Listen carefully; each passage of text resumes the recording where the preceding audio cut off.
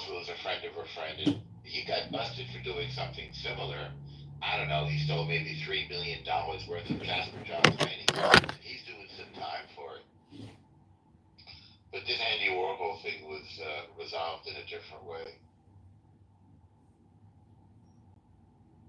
because he didn't actually pay them anyway. I Did know. Do you do this too? Do you have an assistant paint your stuff? Marilyn Minter. She also has an assistant painting her things. For $15 an hour, while she sits there and does other stuff. Yeah, that's what I figured Basquiat was doing as well, because even some of these fake ones that I bought, there's a stamp on the estate and signed by the father. So I think if you could verify the signature of the father, uh, I could be sitting on like a really nice Basquiat. One of them is a bull with all the organs identified, and it says, "This is not a Basquiat." Let me take a photo and change my PTR because I think this Yeah, one I could wanted to be see the very nice. beautiful one too. Yeah, I'd have to go back into my records to find the pictures of that one. But basically, it looked like a troll with like an orange background, and it was a nice sized little painting. It was, and you can tell there's like a provenance, uh, not a provenance. What is the term for like the coloring? Anyways, the frame you could tell is like 40 years old. So, and some of them came from Peru, and they got the stamp from New York, but then I looked on eBay and I saw even more of them. I was like, you know what? These have to be fucking good fakes, you know. So let me take a photo of the one which I think is cool because it says this is not a Basquiat on it. Oh yeah, that's a. Oh, Christina is the one.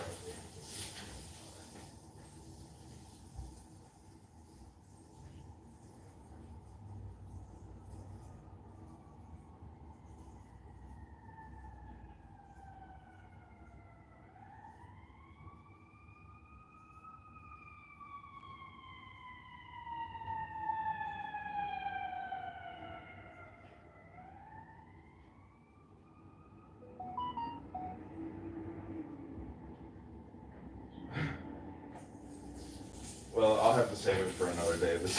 The memory on this phone is full, and I don't want to bother deleting things. But yeah, I mean, if you know somebody at Christie's or Sotheby's, let me get another account in here that has some memory on the phone so I can show it to you. Hold on one sec. Magritte. That's a Magritte reference. This is not a Basquiat. Who's Marguerite? Magritte is the French, I guess you could say, surrealist painter Rene Magritte.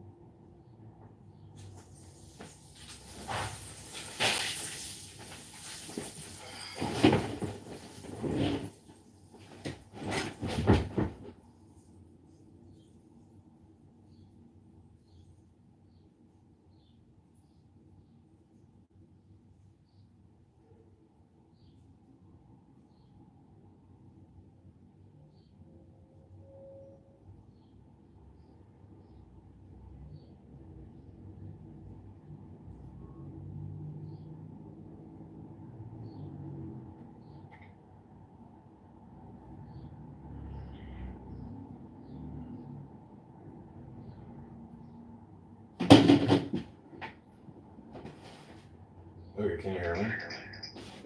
Yeah.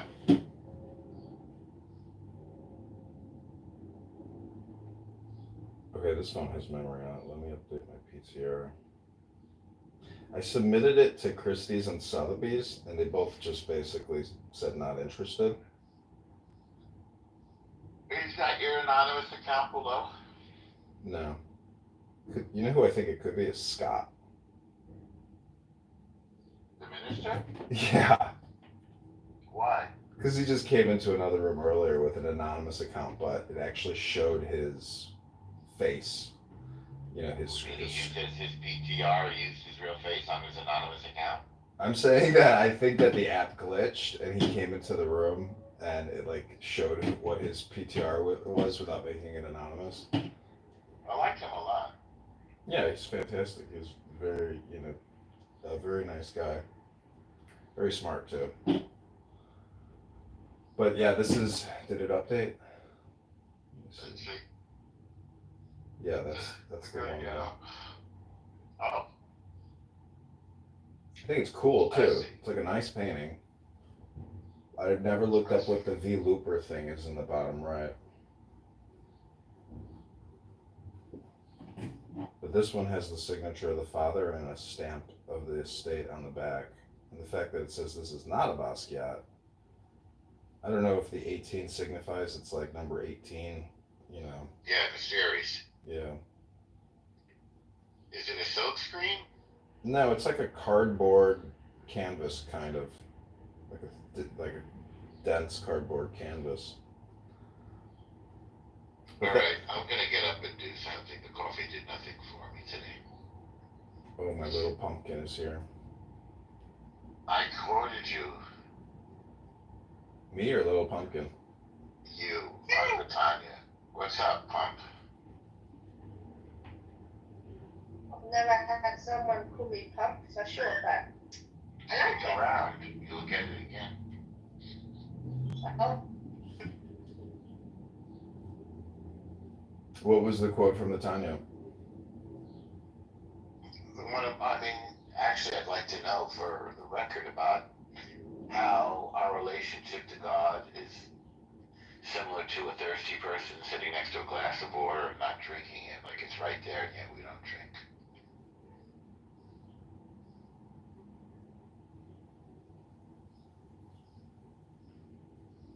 Yeah, you kind of fixated on that point, and when I read that one, that like, because a lot of times when you read, you know, it doesn't click, and that one didn't really click for me when I read it. But I mean, they say that you know God is like water because it goes from the highest place to the lowest place. Tanya explains everything.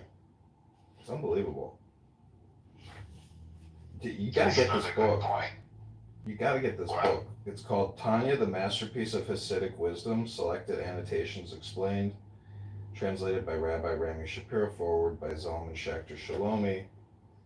I gave this book to my dentist, and he started laughing. He goes, "You know, I'm married to an Orthodox family, right?" And but you know, I gave him this Tanya, so it's like, and I really respect my dentist. He's a very successful Jewish dentist and big benefactor to the Jewish Federation. And you know, like you know, he works very hard, and it's just like this book is like a compression or cliff notes. So, you know, I felt like it was like destiny to give him that book. I hope he read it. You know, most people won't actually read anything, but nobody has the because everybody's just so digitally dopamined up. I told you I'm reading Killer Angels right now. What's that about? Civil War. It's considered the greatest Civil War novel ever written, and one of the greatest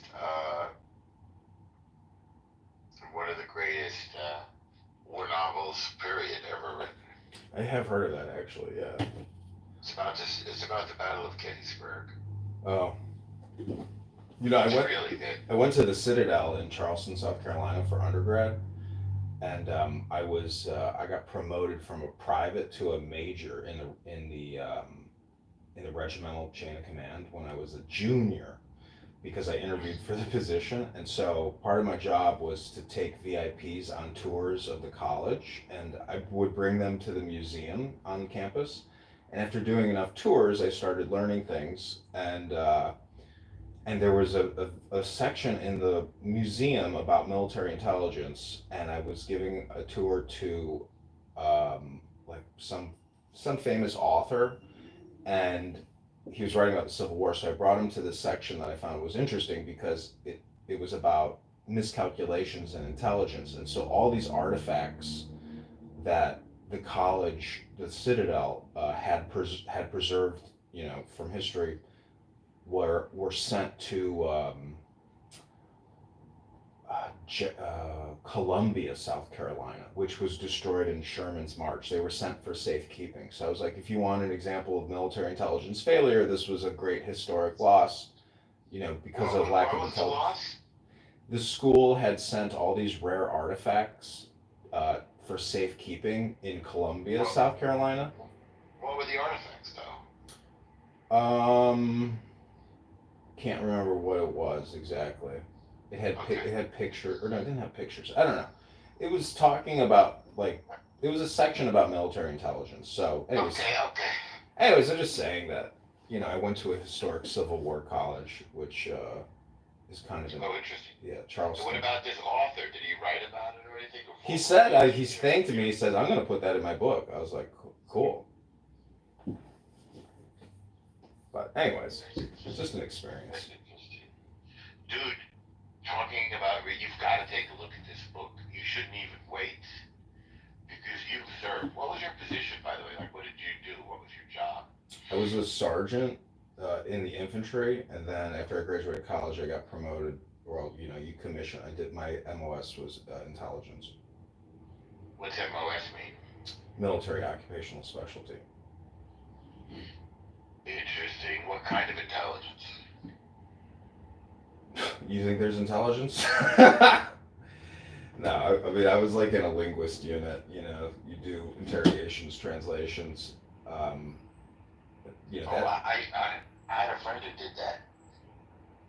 Yeah, I didn't actually go to the school in San Diego to learn a foreign language, but I did go to Jordan twice, and I studied Arabic um, prior and while I was there. So that was an interesting experience. But I don't have an impressive military career. I basically got angry and went to a psychiatrist after a bad experience, and that pretty much ended my military intelligence career in the Army.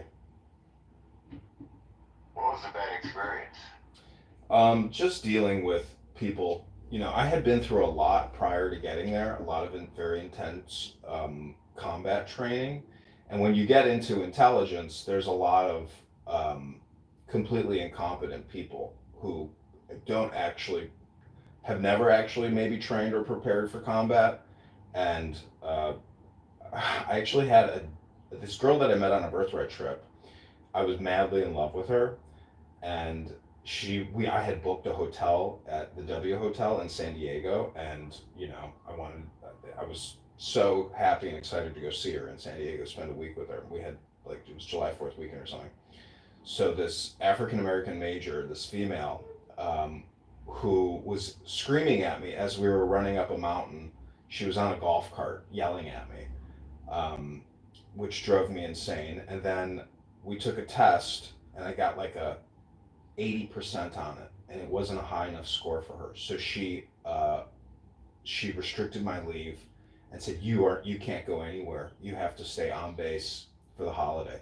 And I had spent all this money on the hotel, on the flight, and so it just drove me insane. And I was like, I'm gonna go see a psychiatrist. And that was the end of it. That was the end of my military career. That's how I basically got out of the Army, medically discharged.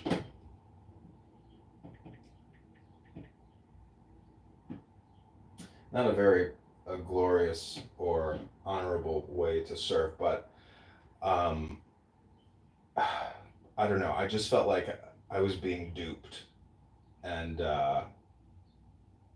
so many people that I served with died, and Did they?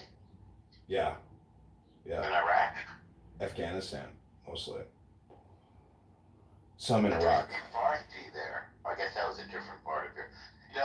Reading in this book, there's a lot of stuff I didn't know. Like, for example, infantry are really considered like the sort of, I guess you could say, the hands of the army. They're the ones that actually, in the end, they do the work.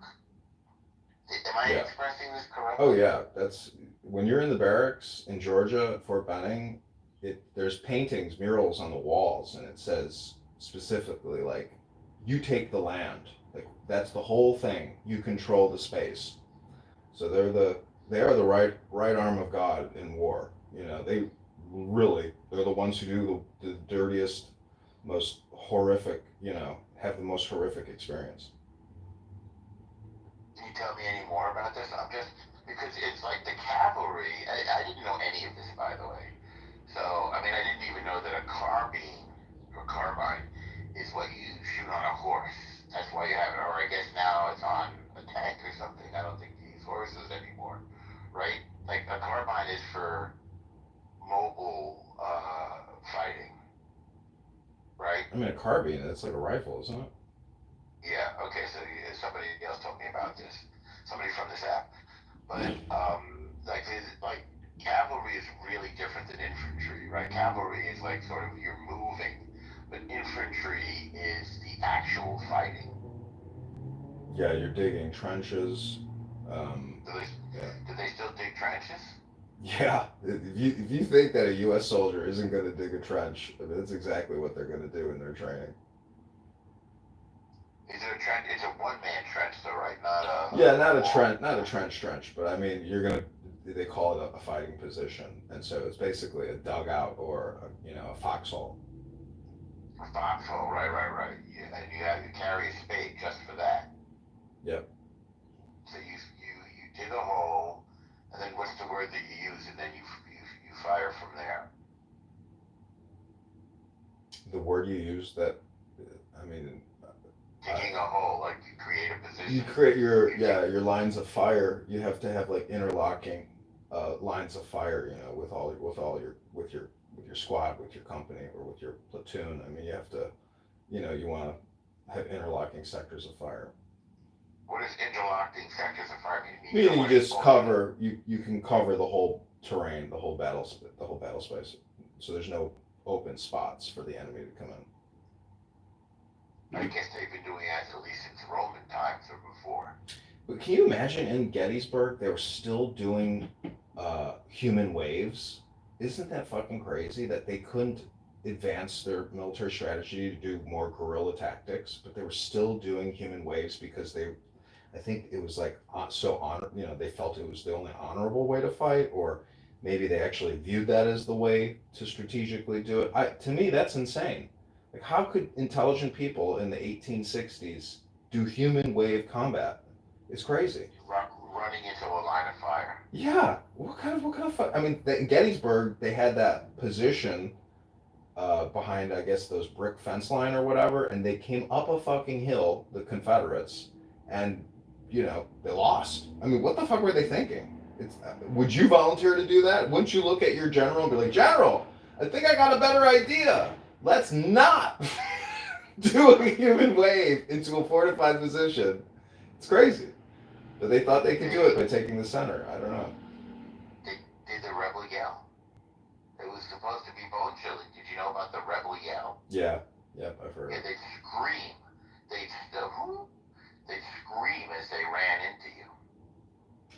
Yep, that's what they would They do. were freaking Yep. crazy, and they considered themselves like there was a little bit like the Southerners considered themselves aristocracy.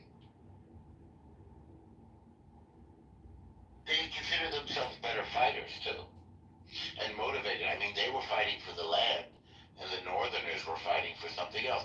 It was an ideal. It was to preserve the Union. It was for equal rights. It was to end slavery, despite what this dumb act. But they were more like conscripts as opposed to the Southerners, who more like Israel. I guess everybody felt that they must serve to defend their homeland, right? But now they were invading the North. Yeah. I mean, I live in Chicago, and there's what's called Lincoln Park, and it's beautiful fields of baseball diamonds and I trees and filmed parks. there. Oh, I you did? filmed Lollapalooza there. Oh, wow. Well, guess what's below Lollapalooza? Guess what's in the soil? Tell me. Hundreds of thousands of dead soldiers Why? from the Civil War. That's where they buried them all. That's why they call it Really? Lincoln's Park. Yeah, look it up. There's that weird sculpture there, that ball or something. The bean, yeah. Pretty cool. I think people call it the clitoris. Have you ever been to Lollapalooza? I have twice. Yeah. Speaking of getting in trouble, I got in trouble with the publicist. I was very controlling. And she wanted to tell me where I could film. It's like, you don't tell me where I could film. I'm here to do a job. You know that guy Mike Moon on here? Yeah. Ask next time you hear him. I mean, I can tell you the story, but it's a very funny story. He had a great business doing wedding photography, and he had one client that's bringing him 80% of his income, and uh, he told the wedding planner, "I need to eat prior to the bride and groom. I need to be fed before them because I need, you know, to be before them in the timing and this." And so she's like, Mike, you can eat after everybody else has eaten. He's like, no fucking way, it's in my fucking contract, I'm eating now. And like he just went and started eating, and he pissed the wedding planner off so much. She said she would never work with him again, and it ruined a huge part of his business. So he was like, yeah, that was a fuck up. Yeah, that was ill conceived. Like he could have just brought a sandwich in his pocket. So his whole, all that money could have been for the price of a decent sandwich. Or would that have still been prohibited? It's like he had to eat their food. I just think it's funny that he like forced it, and was disrespectful. My whole life has been like a succession of getting angry and then failing, getting angry and then failing. Is it? But that's why I like the Tanya so much, because it's all about a peace education and balance education. And so I don't know. I wish I had more of that growing up. And I was even at a wedding on Saturday night, as you know, if you hold on, remember, because we were talking. And the wedding planners are total pains in the ass to the guests. Just pains in the ass. Controlling, just awful. I have Doc in another room, and he's a Georgian, so he probably actually knows a lot about the conflict, and Antietam and all that shit. But my friend is here in the Tanya book room. You can go ahead. I'm going to look around. By the way, Shema is Shema. It's interesting on YouTube. There's like variations of the spelling, because I don't know if you actually say Shema or Shema. It's Shema. It's Shema. Shema. There's like a tiny pause under the shin, I believe.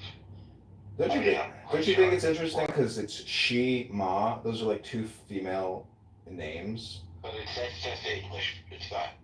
It's just a transliteration. But that's my English gematria. Okay. Well, we're gonna read the Tanya. So if you want to float back in and listen to a couple, I'm gonna read 3 passages of Tanya before I get back to work. Very good. All right, I'll float back in maybe. Okay.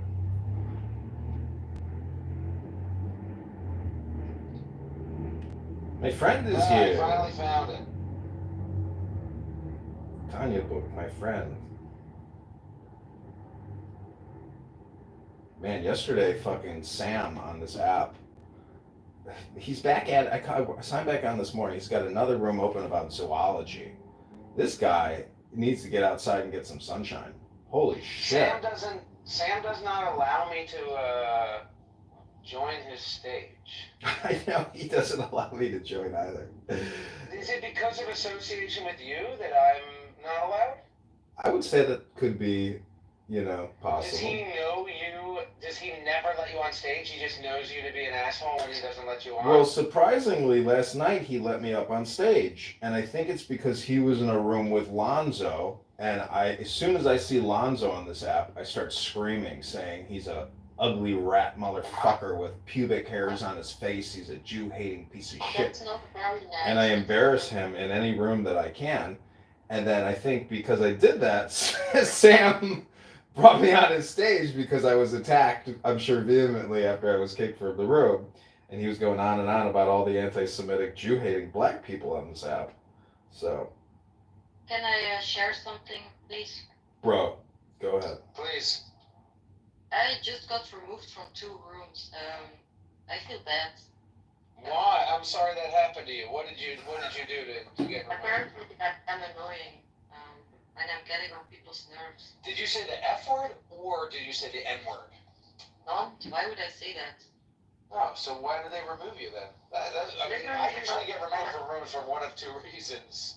Because I'm annoying. Apparently, like, I try to get in their conversation and they don't like it, but what the fuck, then don't go in public rooms, like, make a fucking private room. If you don't want randoms to tune in, like, what the fuck is wrong with you people? I know, they don't understand that it's an app, it's a chat room app for strangers to waste their time publicly and talk shit and self-roast. Shit on themselves. Yeah, Fatima, are you aware of the concept of a barbecue or a self-roast and what this app really is? It's like a barbecue party. I don't know, I like, don't think barbecue party is enough for a non-native English speaker to understand what you're talking about. what's the connection with Clubhouse anyway? No, meaning that like it's like this app is such a waste of time that no one here, no matter how hard they can try to convince you, is actually correct in their diagnosis. Meaning that. I like this app actually very much. I discovered it like. But what about your life prior to the app? Were you more productive? Is basically the point. Well, I must say, if I go outside, like hang out with people, like I have this tendency to be on the app, like as well. So I'm sitting outside right now. That sounds insane. I'm sitting outside right now, and I'm on Clubhouse. But I like Clubhouse actually. I like this app so much. I'm happy I discovered it. But I noticed that there are a lot of bitter people on this app, like so negative. You know, I don't. Right. Well, it's for antisocial losers who can't function in normal society to come and waste their time. Yeah, you're right. Like it's like they're not used to someone being happy. And Hear that, John? She agrees with our assessment. Hi, Danny. Danny, I heard you sent a porn video of yourself to somebody yesterday. Wait, Danny, what video? Did you send a real video? Like a better video? Somebody said the quality of the porn video was terrible. Stop her. Well, I saw, she sent me a video of herself basically getting railed, but we couldn't see anything. You could see my face because I was inspired by Andy Warhol. Because Andy Warhol did this like film where you could see the like men getting blowjobs but just their face, you know. So I was like, okay, so I'm just gonna have this 5-second clip of just my face getting fucked, but like you can't tell if I'm getting fucked or not. Like it could just be a total troll. Like you wouldn't know. Like nobody knows if I'm getting fucked or not. My boobs are just like moving a little bit, you know, with the rhythm. As a girl, like as a woman, come on. You know, my breasts are just like, you know, moving in the video. Danny, please, like, are you okay, girl? Danny, respect yourself. Your dignity, Danny. Your dignity is gone to the wind. Oh no. I'm such a dirty slut.